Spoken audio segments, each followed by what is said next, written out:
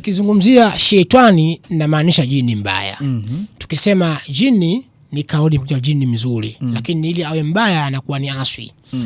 Jini akishinda katika mwili wa binadamu akafanya matendo ambayo ni mabaya, aidha akamtia maradhi, aidha ule mtu akamtengenezea ugonjwa katika mwili, huu ni shetani sasa. Unapata utajiri lakini majini anakugea masharti magumu. Anakugea changamoto ngumu. Ili unatumia zile mali zake lakini katika changamoto ambazo ni mgumu, wakati ni mgumu. Yani uone la na kuspend na ule utajiri uliokuwa nao. Sasa huo ni utajiri mbaya ambao mashetani mabaya. Lakini miongoni mwake wako wenzie anafanya nao kazi ile ile lakini wanaendelea, wanatajirika, wanajenga majumba ya kifahari na maisha. Lakini yeye kazi anayofanya lakini kila siku haoni mafanikio yake. Haoni pesa yake inapoendea. Tunasema wako miongoni mwao watu wanatembea wanaishi lakini nyota zao zimeshaibiwa. Tunaishi kwenye ulimwengu wenye mambo mengi sana. Ulimwengu wa giza, lakini pia tunaishi kwenye ulimwengu wa mwanga. Ulimwengu wa giza sio kila mtu anaweza kuona, wapo wenyewe wenye utaalamu wa kuona huo ulimwengu, lakini watu weupe kama sisi tunaishia tu kusikia kuna ulimwengu wa giza. Sasa leo nikasema acha nalike mtu ambaye atakuwa na knowledge hiyo ya kuhusiana na mambo ya giza, mambo ya mwanga, atupe kidogo angalau tuweze kufahamu. Lakini pia kama endapo unaweza kukutana unakutana changamoto moja wapo, basi unaweza kumtafuta akakusaidia namna gani unaweza ukaitatua changamoto yako hiyo ambayo inakusihi. Niko na Ustadh hapa, Maalim. Mambo vipi? Salama kabisa. Tuko poa kabisa. Alhamdulillah, nashukuru Mungu. Naitwa Maalim nani? Naitwa Sheikh Juma Sultani Mbala. Okay. Karibu sana mzee wangu. Asante, nashukuru sana. Pengine mwenza kachawana Sheikh Juma tokea wapi kidogo tu tukujue. Na mimi natokea katika mkoa wa Tanga. Lakini sasa hivi ni mwenyeji sana katika mkoa huu wa Dar es Salaam. Okay. Hivi Ustaz Sheikh Juma nikuite hivyo. Kwa nini Tanga inatajwa sana na mambo ya shirki? Zamani tunaambiwa unaweza ukiwa Tanga bana kuwa makini. Unaweza ukiendesha baskeli usiku unaweza ukashangaa umembeba mtu ambaye umjui. Mara tunaambiwa ukienda Tanga angalia usitongoze wanawake usiku, unaweza kukuta umetongoza jini. Why Tanga ina hizo sana? Naam, kwa mkoa wetu wa Tanga naweza nikasema ni miongoni mwa ile mikoa ambayo mashuhuri, ni miongoni mwa ile mikoa maarufu ambayo inajulikana na watu wanatokea watiba, watu ambao ni wasomi wakubwa wa Qur'ani, wa vitabu. Ukizungumzia vizuri ni hasa ni mkoa wa Tanga. Utakuta masuala hayo ya wasomi wa vitabu, utakuta masuala hayo ya wanatibabu wengi wakubwa katika mkoa huo wa Tanga. Hasa mkoa huu wa Tanga tokea zamani, sio sasa, ni mkoa ambao unasifika kwa mambo yao ya watibabu na mambo hayo ya shirki na uchawi kusema ukweli.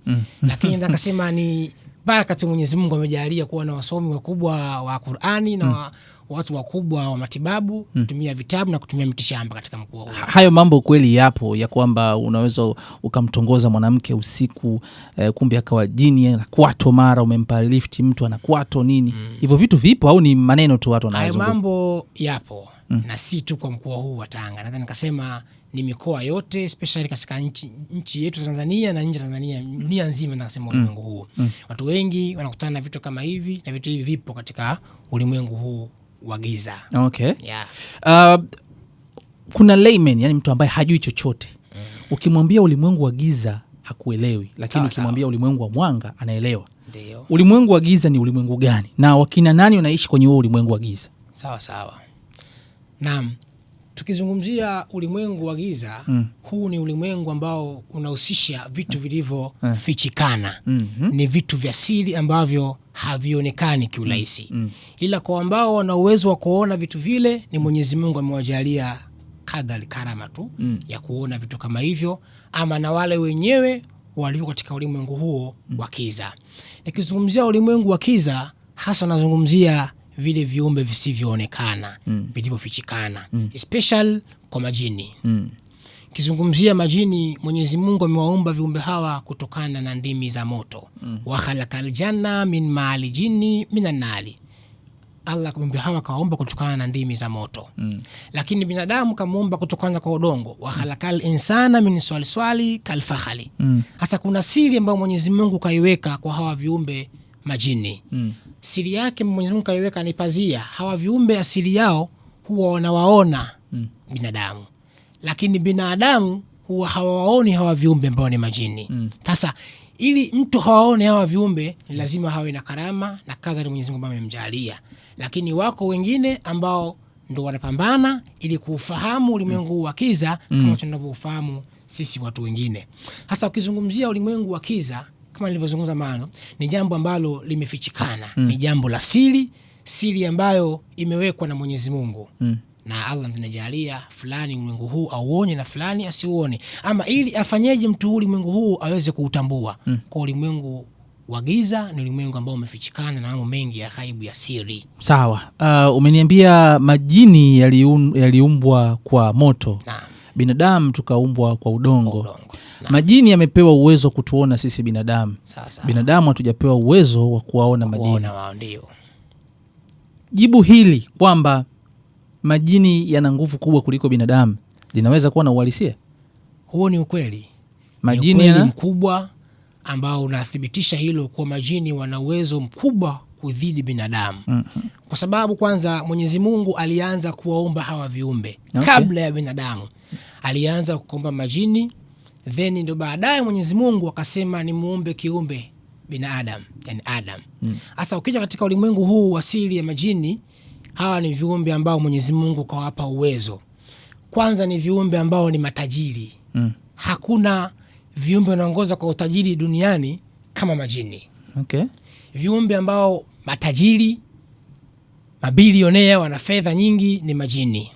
Sasa ukizungumzia hawa majini, Mwenyezi Mungu kawapa uwezo kwanza katika huo utajiri kwa ulimwengu wao wa siri wa ghaibu, lakini pia majini hawa kawapa uwezo, wanao uwezo hawa viumbe wa kufanya vile wanavyotaka wao. Kwa sababu gani? Mwenyezi Mungu kawapa power ambayo imefichikana, power ambayo wanao uwezo wa kufanya kile watakacho.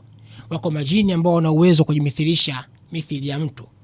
Anaita mithili jini mwingine akaamua atumie sura yangu mimi Sheikh Juma, alafu akamfuate mtu wangu wa karibu au akufuate wewe, na akaongea nawe kila kitu kadhani ni mimi, kumbe hapana, kumbe ni jini. Jini pia ana uwezo kujimithilisha kuwa kama nyoka, ana uwezo wa kujifanya kuwa kama simba au kuwa mwanamke mzuri mlembo. Majini wanao huo uwezo, power ya kujifanya vile vyovyote wao wanavyotaka. Mwenyezi Mungu kawapa uwezo huo majini. Kuna tofauti gani kati ya jini na shetani na mzimu? Sawa. Nimependa swali hilo. Ni swali ambalo limegusa sababu mimi napataka. Kizungumzia majini ni viumbe ambao Mwenyezi Mungu kawaumba. Lakini majini hawa wako katika sampuli mbili.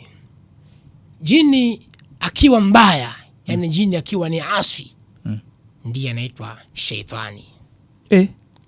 Lakini jini akiwa mzuri, jina lake ni jini, ninapokuwa na majina yao waliokuwa nayo wenyewe kibilania huko. Lakini sasa jini akishakuwa mbaya, asi maalidina, anafanya maovu, anaumiza binadamu, anatesa majini wenzie, anaumiza majini wenzie, anasumbua watu katika ulimwengu, huyu jini ndiye anaitwa shetani. Lakini jini mzuri anaitwa jini. Na ukizungumzia mzimu ambao umezungumza wewe, mzimu jibu lake sahihi kwa watu ambao wasiojua sasa hivi wanaonisikiliza, mzimu asili yake ama jina lake la usahihi, mzimu pia ni jini. Mzimu pia ni jini, aidha awe mbaya ama awe mzuri, mzimu pia ni jini. Kwa sababu gani? Asili ya mzimu wanasema mzimu wa babu na mababu, au mzimu watoka enzi ya mababu na mababu, ile asili yake mara nyingi inakuwa ni jini ambaye alikuwa naye babu yake mtu au babu yake na fulani. Yule jini baada ya kufariki yule mzee au baada ya kufariki yule babu, anazikwa yule mzee, mababu anazikwa, yule jini ambaye alikuwa naye yule babu ndiye anakwenda kuwa katika mtu mwingine, ndiye anaitwa mzimu. Kazi ya majini ni nini? Wako umeyazungumzia jini ni kiumbe chema. Naam. Kazi ya jini ni nini kwenye ulimwengu? Kazi ya majini katika ulimwengu, kwanza tufahamu Mwenyezi Mungu kawaumba hawa viumbe kwa moto. Lakini hawa viumbe kazi yao kubwa ambayo wameumbiwa na Mwenyezi Mungu, kwanza wameumbwa ili waje wamtii Mwenyezi Mungu. Kama sisi tumeumbwa tumtii Mwenyezi Mungu, lakini hata viumbe pia wameumbwa na Mwenyezi Mungu ili waje wamtii Mwenyezi Mungu na wafanye yale ambayo Mwenyezi Mungu ameyaridhia na yataka. Sasa jini ambaye asiyefanya kazi nzuri ya kumtii Mwenyezi Mungu ndiye anakuwa ni asi majidina, ni sheitani. Jini akiwa mzuri ambaye anafanya vitu vizuri, anamtii Mwenyezi Mungu na anafanya ibada, ni jini mzuri. Sasa majini hawa kazi zao zingine, wako wengine wana uwezo wa kumtajirisha mtu. Wako wengine wana uwezo wa kumpa mtu mafanikio makubwa katika ulimwengu. Sasa hapo Ustadh Juma unanichanganya kidogo. Ndio. Kuna swala la malaika, kwa sababu jini ambavyo unamuelezea wewe hapo ni kiumbe kimekuja kwa ajili ya kumtii Mwenyezi Mungu. Ndio. Kisisumbue binadamu. Kikisumbua tu anaitwa shetani. Lakini kuna kiumbe kingine kinaitwa malaika ambao wao wanatajwa sasa kwamba hawa wapo kwa ajili ya ni viumbe wema ambao Mungu kawaeka. Tofauti yake kwa vipi, au ni maneno tu? Tofauti kubwa ipo hapo. Malaika wao ni tofauti kubwa iliyokuwepo. Malaika pia tufahamu, malaika wameumbwa kwa nuru. Wa khalaqal malaikati wa nura. Mwenyezi Mungu malaika kawaumba kutokana na nuru, nuru yenye kung'ara, nuru yenye kuwaka. Hiyo ndio asili ya malaika. Na malaika pia Mungu kawaumba waje wamtumikie Mwenyezi Mungu, kazi zake atakazokuwa anawapa. Na kazi kubwa ya malaika waliopewa na Mwenyezi Mungu ni kufanya zile kazi watakazoamrishwa na Mwenyezi Mungu kwa binadamu. Jini yeye afanye mambo? Hapana. Sasa wale ambao wanatumia majini kwa matumizi yao inakuwaje hapo? Sasa sio kwamba wamevuka mpaka sasa. Kama umesema malaika anatumika yani binadamu anamsaidia binadamu, si ndio? Hapana, si kumsaidia. Kidogo unielewe hapa. Yani wanapewa zile kazi ambazo Mwenyezi Mungu anawaambia. Mfano mzuri tutoe. Sasa hizi tuko hapa ni hali ya jua tu, mawingu. Ukiona mvua imeteremka imeshuka, malaika wasipewa kazi na Mwenyezi Mungu achoshe mvua. Ukiona jua limewaka, ni kazi ya malaika wamepewa na Mwenyezi Mungu. Jini yeye na kazi gani? Ukiacha kumtii tu Mwenyezi Mungu, jini hana mamlaka yoyote kwa mwanadamu, hajapewa mamlaka yoyote. Jini kwa binadamu, kusema ule ukweli, majini wanao ule uwezo. Tunazungumzia uwezo ambao ulofichikana. Anao uwezo wa kufanya kile anachokitaka yeye. Kwa jini pia ana uwezo wa kumvaa mtu na akamtumia vile anavyotaka. Na binadamu pia ana uwezo wa kukaa chini na wa kumtumia jini. Kwa hiyo mtu ambaye pekee ambaye Mungu kaweka mpaka, kiumbe pekee ambacho Mungu kaweka mipaka ni binadamu na malaika. Kwa malaika wanapewa maagizo na Mwenyezi Mungu. Ila binadamu hana uwezo wa kumtumia malaika. Ila jini binadamu anaweza kumtumia jini. Anaweza kumtumia jini. Sababu ni kiumbe kama yeye. Sasa kuna kitu kimoja, moto kaumbwa kwa udongo. Kuna kitu wanakisemaga watu, nasikia labda mtu amepandisha mashetani, amepandisha nini. Hapo shetani umeshampa picture, umeniambia kwamba shetani ni jini, ni mbaya. Wale ambao wana mashetani, sawa. Je, wapo na kiumbe mbaya kiwalisia binadamu atakiukaa na shetani ndani yake? Sawa. Hapa kidogo tuwekane sawa katika pointi hii. Tukizungumzia shetani na maanisha jini mbaya. Tukisema jini ni kauli ya jini mzuri, lakini ili awe mbaya anakuwa ni aswi. Jini akishinda katika mwili wa binadamu akafanya matendo ambayo ni mabaya, aidha akamtia maradhi, aidha ule mtu akamtengenezea ugonjwa katika mwili, huyu ni shetani sasa. Lakini jini mwingine katika mwili wa binadamu yupo, ni mzuri, kazi yake yeye, yule mtu atampa ruhia, ama atakuja katika rasi, atapanda na kumwambia ule mtu, sasa hivi usiende sehemu fulani, una shari itakukuta. Sasa hivi ukienda sehemu fulani kuna kheri itakupata, utaikuta. Na ni kweli mtu akienda kutana na jambo la kheri, kama ni fedha mwingine anapata, ama kama ni ruhi nzuri mwingine anaweza kupata. Huyu sasa ni jini mzuri, sio shetani. Yule ambaye katika binadamu anakaa kwa ajili ya kumtia mtu maradhi, kumtia mtu ashiki, kumtia mtu wasiwasi, huyu ni shetani. Sasa hapo kwenye majini. Ni kweli unaweza kumtumia jini kukutajirisha? Ni kweli kabisa. Labda nitoe mfano mzuri kwa hata yote ambaye atanisikia sasa hivi, hatuna ni story za janja tu. Tukirudi nyuma, miaka nyuma, enzi za manabii, nimtolee mfano nabii mmoja, Nabii Suleimani. Hakutokuja kutokea nabii ama mtume aliyekuwa milionea au bilionea kama Nabii Suleiman. Mwenyezi Mungu mtume mingi kaileta duniani, wahai wake na kwa zama zake, lakini hakuna mtume ambaye ameweka historia, hakuna nabii ambaye ameweka historia na nabii milionea bilionea kama Nabii Suleiman. Nabii Suleiman alikuwa ni miongoni mwa mitume, ilikuwa na power, ilikuwa na uwezo wa kuongea na hawa viumbe. Sio tu majini kuongea nayo, mpaka wanyama. Si tu wanyama, mpaka wadudu. Si tu wadudu, mpaka mimea. Huyu ni mtume ambaye alikuwa na uwezo, Mwenyezi Mungu alimpa wa kuongea na hawa viumbe na kuwatuma hawa viumbe, na ni viumbe ambao walimpa utajiri Nabii Suleiman. Sasa Nabii Suleiman alikuwa anaongeaje na hawa viumbe? Na majini hawa walimpaje utajiri Nabii Suleiman? Kumbe tunataka kufahamu Nabii Suleiman alikuwa anaongea na hawa viumbe na aliweza kutumikisha hawa viumbe, hawa majini, kutumia pete. Ndio maana pete tu. Kumbe ndio maana kuna baadhi ya watu tunaona, watu maarufu wanavaa mapete fulani hivi na nini. Zile zina maana. Ni majini yale. Zina maana kwa wanaoelewa. Tumaanishi ni majini. Hapana. Zina maana kwa ambao wameingia kule kwa wameelewa. Si ndio ambao unasema sasa. Sawa. Inabidi sasa tuanze kuwachunguza watu maarufu au viongozi wakubwa, wengi wao nakuta wana mapete yale na nini. Sasa ile haina maana hiyo. Kama umeingia mwenye pete ile kavaa na kama umevaa kuwakilisha majini. Hapana. Niingie vizuri kidogo ndani kwa Nabii Suleiman, nimalizie kidogo hapa. Hapa kwa Nabii Suleiman alikuwa akivaa pete ambayo imeandikwa majina ya Mwenyezi Mungu 99. Hata kushangaa ni ajabu. Pete moja ambayo anaibana Nabii Suleiman inakuwa imeandikwa majina 99 ya Mwenyezi Mungu. Je, yameandikwaje? Hiyo ni kadari ya Mwenyezi Mungu. Alikuwa akiwaamrisha viumbe kupitia pete.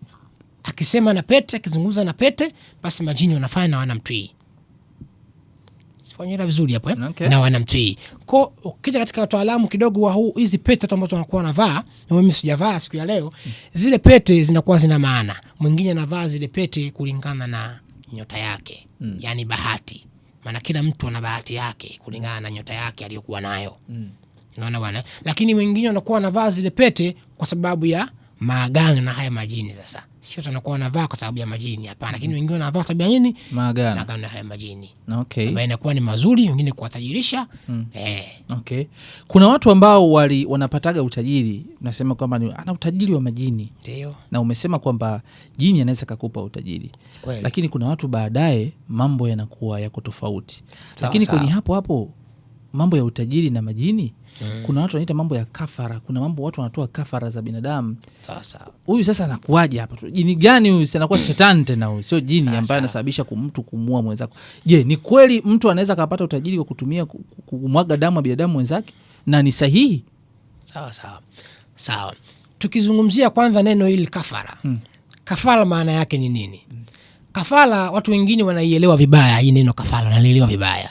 Lakini maana fupi tu ya kafara maana yake ni mtu anafanya kitu kwa ajili ile misingi Mwenyezi Mungu anaipenda.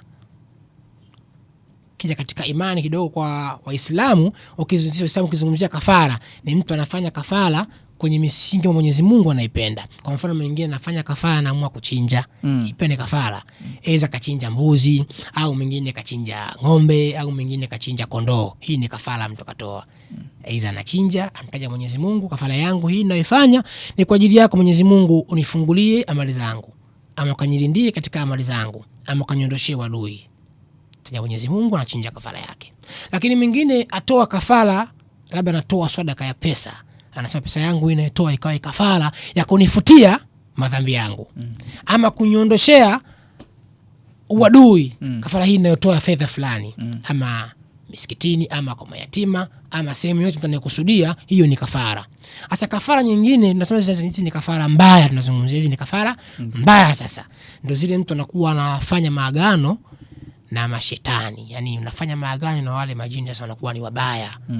Sasa kafara ya kutoa ambayo Mwenyezi Mungu anaipenda ni kafara ambayo unakwenda kutoa binadamu mwenzio. Sasa hii ni kafara ambayo inakuwa sio nzuri, ni mbaya na haimpendezi Mwenyezi Mungu. Naam. Sawa. Hapo kwenye utajiri, kuna watu ambao walipata utajiri kupitia hizo njia za majini. Lakini baadaye mambo yao yanakuja kuyumba, yanakuwa mabaya na nini. Labda inaanza kula familia, inaanza kula nini. Tuambie, mtu kama huyu anaweza kusaidiwa vipi? Kwa mtu ambaye amepitia changamoto kama hizi, alikuwa na utajiri, ghafla unashuka. Sawa. Wanasema katika maisha hakuna asiyepitia changamoto, asiyepitia mitihani. Hata huyu Nabii Suleimani huyu aliwahi kupitia changamoto hiyo. Alikuwa tajiri, majini walimpa utajiri, lakini iko siku moja huyu Nabii Suleimani aliwahi kupata changamoto. Aliwahi kufilisika kila mali yake. Hawa majini wakaja, hawa majini wazuri na wabaya, wale waliompa utajiri na neema yeye. Sasa kuna wale mabaya, maishetani, asima alidina na aswati. Sasa wale wabaya ndio wakaja wakatumia fursa ile kuwatumia majini wale wazuri kujifanya wao ni wazuri, kumbe ni wabaya. Kama nilivyozungumza mwanzo, jini ana uwezo wa kuwa tunachokitaka. Wakajifanya kuwa ni wazuri na kwenda kumlaghai mke wa Nabii Suleimani na kuweza kufanyaje? Kuichukua ile pete ya Nabii Suleimani. Ndipo utawala wa Nabii Suleimani ukafanyaje? Ukawa umetoweka, akawa maskini, akafilisika.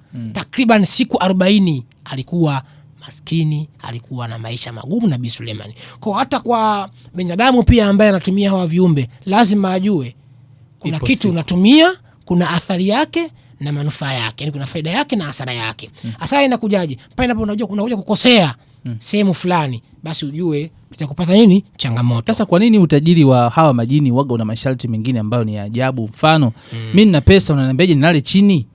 Sasa hapa tunazungumzia hawa sama mashaitani. Hawa ni majini sasa wabaya. Jini anakupa pesa, alafu na masharti magumu, ulale chini, ama mwingine anaambiwa usilale chumbani.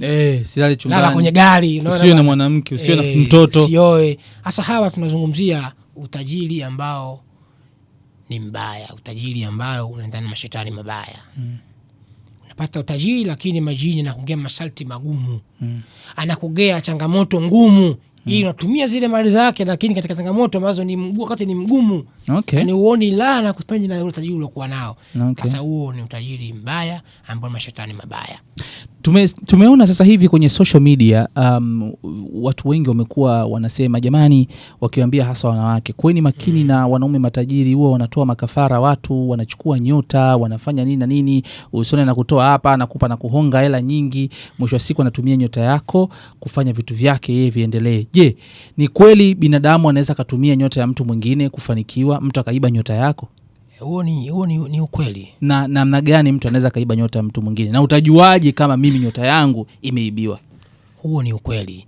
Tukizungumzia elimu hii ya nyota, tunasema ni kile kitu ambacho kinamwashiria mtu katika mwili wake na utafutaji wake wa amali zake. Ndio tunazungumzia nyota. Ndio bahati ya mtu, ndio utafutaji wa mtu, ndio nyota.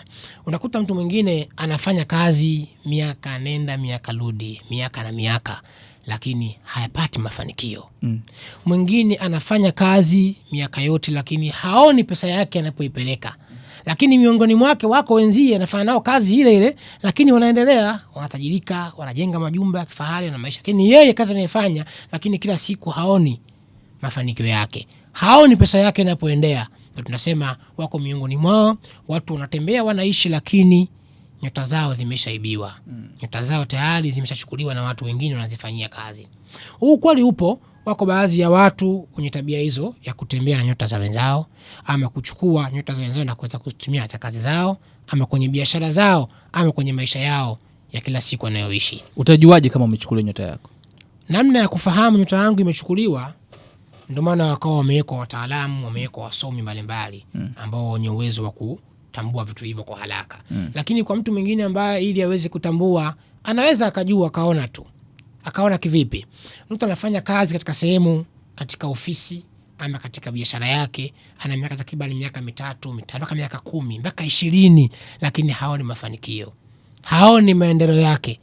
Basi lazima ushtuke, hapa huenda kuna kitu ambacho kimefanywa katika mwili wangu ama katika biashara zangu, ndio maana siyaoni mafanikio yangu katika utafutaji wangu. Ni vitu gani mtu akiwa anakufanyia haswa kwenye masuala ya mapenzi unaweza kujua kwamba huyu hapa ana lengo la kuchukua nyota yangu? Sawa. Hapo ukizungumzia sasa kwa wanawake ambao wanapenda hela. Hela sasa hapo ni changamoto inapokuja. Wengine sasa hivi lugha mjini inaitwa sasampa wanasema. Sasampa. Hapo sasa ni changamoto. Unakuta wanawake anakuwa na mwanaume katika mahusiano, lakini hamjui anapotokea, hamjui asili yake, maisha yake, era yake anaipatia wapi, hajui. Sasa anakutana naye mtu kama huyu mara ya kwanza, almost wana muda mchache, anampatia pesa yake. Anaipokea ile pesa, lakini akishachukua ile pesa anaona mitihani baada ya kuchukua ile pesa inamwandama. Hata mwingine anapewa 500,000 ama anapewa sasa hivi milioni, na mtu ambaye hata ana muda mrefu naye hana ile pesa, anachukua milioni lakini anarudi nyumbani, matatizo yanapoanzia. Aidha kwa maana mtoto, aidha kwa upande wake mwenyewe mitihani na inamzonga. Hata mtu yule pia anatana na mtu mwingine pia anampa pesa yake, apata ile pesa, maradhi yanamjaa. Maradhi yanamkumba na shamili. Basi ni nani tunaweza kugundua kwa sampuli hiyo? Kwa hiyo kwenye pesa hapa ndo kuna mtego hapa. Pesa tunapewa mkononi naipokea. Maana pale mtu ashachukua na kashako haribu tayari pale.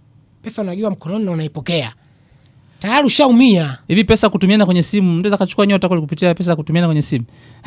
Anaweza kusema at least ya kutumia kwenye simu.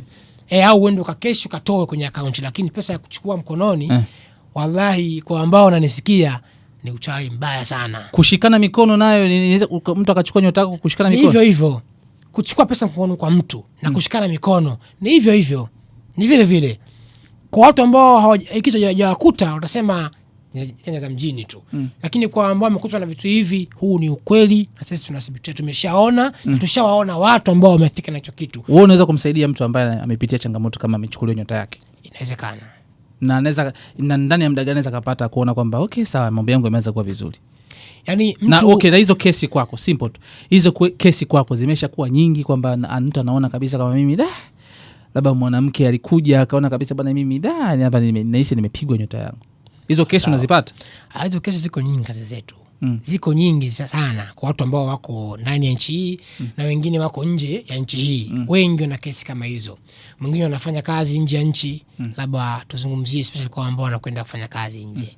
Aidha Oman, siwatishi lakini nazungumza uhalisia ule kuepo. Aidha Oman au Dubai na kwenda kufanya kazi kwenye hizi nchi za wenzetu. Nao pia wana siri zao hawa watu. Mtu anafanya kazi lakini anarudi nyumbani hana mafanikio ambayo ameyapata. Kwa hiyo wana tabia watumie nyota za wafanyakazi wao. Ni kweli, huo ni ukweli. Huo ni ukweli. Okay. Na kwenda kufanya kazi nje ya nchi, ndio maana wengine wanasema kutoka sehemu kwenda nje ya mji wa kwenu, jipange baba. Jipange maana yake ujipange kama unakwenda kwenye nchi za watu za kigeni. Kwa maana haya mambo yapo. Na sisi tumepigwa simu na watu wengi kueleza mambo kama haya. Mtu yupo nje lakini anafanya kazi, mafanikio hayapati. Kila siku anapigwa simu. Tanzania mwanao kwa naumwa, mwanao kavunjika, mwanao kapata ajali. Ili zile hela anazopata kule asifanye yote ya maendeleo kwenye maisha yake. Na mtu mfano anataka tiba yako umsaidie, unaweza kumsaidia mtu ambaye hata yuko nje ya Tanzania? Tushawasaidia wengi. Au mpaka wepo hapa? Hapana. Hata aliyekuwa nje ya nchi hii tushawasaidia wengi, wako nchi tofauti, wengine wako Marekani, wako Ufaransa, wako Dubai, wako Oman. Ninavyoongea haya yani tumeshayaona, tumekutana nayo na tumewasaidia watu wengi. Okay. Mtu aliyekuwa mbali ana uwezo wa kufanyiwa tiba, akafanyiwa dua, akafanyiwa visomo na dua ikamfikia huko alipo. Mtu atajuaje kwamba mimi sasa hivi bana mimi nina jini mahaba? Ndio. Sawa. Viashiria hivi vipi unaweza kujua kwamba mimi nina jini mahaba sasa? Okay. Viashiria viko vingi vya na lipo kweli au wanasema tu? Lipo. Jini mahaba lipo. Tukizungumzia jini mahaba nadhani nikasema ni jini lakini mahaba kaitwa. Nini mtu wa mapenzi tu. Mapenzi. Sasa huyo ni aswi, ni jini mbaya. Ni jini mbaya ambayo yupo kuharibia watu wengine, kuharibia maisha ya binadamu. Huyu jini kweli yupo jamani. Kwa ambao mnasikia tunazungumzia mnasema ni story, hapana. Huyu jini yupo na ameleta affect madhara mengi kwa watu wengi ulimwenguni. Sio hapa tu, mpaka nje duniani anasumbua huyu kiumbe. Namna ya kujua haraka kwamba huyu jini anasumbua katika maisha ya watu, anasumbua katika ndoa za watu, anasumbua katika ulimwengu huu wa mwanga tunakuwa nao. Mwingine unakuta anasumbua na huyu kiumbe, aidha unakuta ameolewa lakini ndoa ambayo ameolewa, mwingine hamalizi mwezi ameachika, mwingine mwezi wenyewe haushiki tayari ugomvi ndani ya nyumba. Mwingine ana bahati nzuri sana ya kupata wachumba kuolewa, mwingine ana ndoa 3, mwanamke ana ndoa 4 mpaka 6, wapo wengine na zaidi ya 6 mtu kashaolewa. Kumbe wao wengine wanakuwa tayari washatafunwa na haya majini mahaba yako ndani ya mili. Lakini wanashindwa kufahamu. Wengine nakuta wanawake wana waume zao ndani ya nyumba si tu maelewano, ikifika wakati wa ile haki ya ndoa ni changamoto. Geukia huko, nigeukia huko, usiniguse mpaka mwezi ujao. Kweli hiyo ni changamoto, lakini wengine wanakuwa hivi si kwa amri zao, ni hawa viumbe wanawafanya hivyo. Okay. Wengine wanakuwa na viumbe hata katika lile tendo na mwenzi wake asikia maumivu katika mwili. Mwingine kiumbe huyu anampa shida katika mwili wake, anakutana naye kila kibeba mimba imeliwa, kila kishika mimba imeliwa, kumbe ni huyu kiumbe jini mahaba hasin maalidina. Unakuta wako wanaume wengine na kiumbe huyu anawafuata changamoto kwa ulimwengu. Anakuwa na kiumbe huyu jini mahaba wa kike anamsumbua akiwa na mwenzi wake. Kwa wanaume akiwa na mwenzi wake unakuta ule uwezo fanya anakuwa hana. Ghafla unapotea ule uwezo, kumbe inakuwa ni huyu kiumbe ndiye anafanya hivyo. Unakuta wengine baadhi yao sio tu uwezo unakuwa unapungua, haupo, mwingine hawezi kabisa, tunasema makanisi. Wapo, kumbe wengine inakuwa ni hawa viumbe majini mahaba yanawasumbua katika miili yao. Lakini wengine majini hawa mahaba yanawafanya, mwingine akipata kazi hadumu nayo, kaacha. Je, kuna mtu, ni kweli mtu anaweza kazaa na jini mahaba? Kweli upo. Na watoto wanakuwa wapi sasa? Wanakuwa nayo mwenyewe jini kwenye ulimwengu wa giza. Mtu anafahamu vipi? Mwingine unakuta analala usiku, aidha kwa mwanaume au kwa mwanamke. Mwingine analala usiku, amelala usiku nakuta anaota ndoto, yupo katika ulimwengu wa giza, anaota ndoto anafanya mapenzi aidha na mwanamke. Lakini inakuja sura ya mwanamke wako ambao unamfahamu, au sura ya mkeo ambao upo naye ndani, au inakuja sura ya mtu wa karibu ambao ulimuona mchana unafanya naye ile tendo. Nakuta huyu ni kiumbe majini mahaba anafanya hivyo. Ugundue haraka sana huyu ni kiumbe anafanya hivyo. Unakuta mwanamke anatumiwa sura ya mwanaume wake aliyokuwa nayo, au mume wake aliyokuwa naye anatumiwa sura, naona anafanya mapenzi na kumbe hapana, ni kiumbe yule katumia sura tu yule mtu na kuweza kukutana na huyo mtu katika ile tendo. Kumbe ni majini mahaba, ni jini mahaba tayari ameshamuingia na tayari anamtafuna katika mwili wake. Okay. Na anamharibia katika maisha yake. Mwingine anaota katika ya ulimwengu wa giza, anaota ndoto aidha na mimba. Maana tayari na mimba ya jini pale. Mwingine anaenda nakaa anaota anakwenda kujifungua, tayari ameshazaa na jini. Mwingine anaota anaolewa, anavichwa mpaka pete. Tayari wao viumbe anakuwa tayari mshamtawala mpaka anafikia stage ya kuweza kumuoa ama kumvisha pete ama na kuweza kuzaa naye. Watoto wao wanakwenda wapi? Watoto wale wanawachukua wenyewe kwa ulimwengu wao wa giza. Huo ni ukweli. Okay. Sawa Stars. Ni mtu ambaye unaonekana una elimu kubwa sana ya haya mambo. Pengine wewe binafsi matatizo gani ambayo unaweza ukayatatua kwa mtu hasa kwenye ulimwengu huo wa giza huko? Okay. Sasa ni matatizo mengi, lakini nitazungumza tu kwa uchache ambayo nimejikita sana katika taratibu huo kushughulika na watu na kusaidia watu ambao changamoto mbalimbali, hasa kwa watu wanawake ambao wanakuwa na shida za uzazi, wanawake ambao wanakuwa wanasumbuliwa na jini huyu mahaba.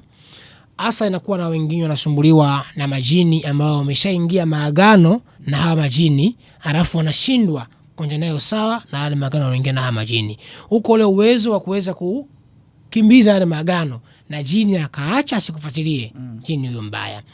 Pia tuna uwezo wa kushughulika na watu ambao wanasumbuliwa na majini haya ya chumaolete. Majini ya chumaolete, majini ambao wanadili na pesa za watu. Yaani tunaingiza pesa, baada ya siku 2 pesa yake hiyo imeenda wapi? Hiyo ni chumaolete.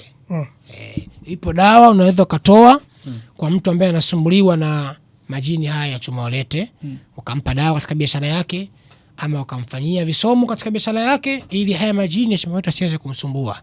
Ama tunashughulika na watu ambao pia wanakuwa na taka kupata hizi pete ambazo kulingana nyota zao. Maana nyota zipo 12 na buruji ziko 7. Sasa kila nyota mtu anakuwa na bahati yake. Anakuwa na sifa zake kulingana nyota ya mtu. Kwa zile pete huwa zinatolewa kulingana na nini? Kulingana na nyota ya mtu. Na mtu akihitaji kuweza kutumia vizuri hawa mahudami, hawa majini, nini afanyeje, nini afanye ili aweze kuonana na hawa viumbe, kuonana na hawa majini ili aweze kumpa utajiri, hiyo aweze kumpa maisha mazuri. Okay. Mtu akihitaji sasa namba za simu anakupataje? Mtu kwa atakaye nihitaji, nipo YouTube, Instagram, TikTok, WhatsApp na namba za simu nadhani zitakuwepo chini zinapita hapo. Yeah, okay. Basi sawa, Ustadh Juma, mimi nafikiri tumepata elimu kubwa sana. Wakati mwingine pia tutaalikana tu, maana ukizungumzia ulimwengu wa giza mimi na maswali mengi sana. Sawa. So tutapata time tutazungumzia zaidi kuhusiana na mambo mengine. Sawa. Si ndio?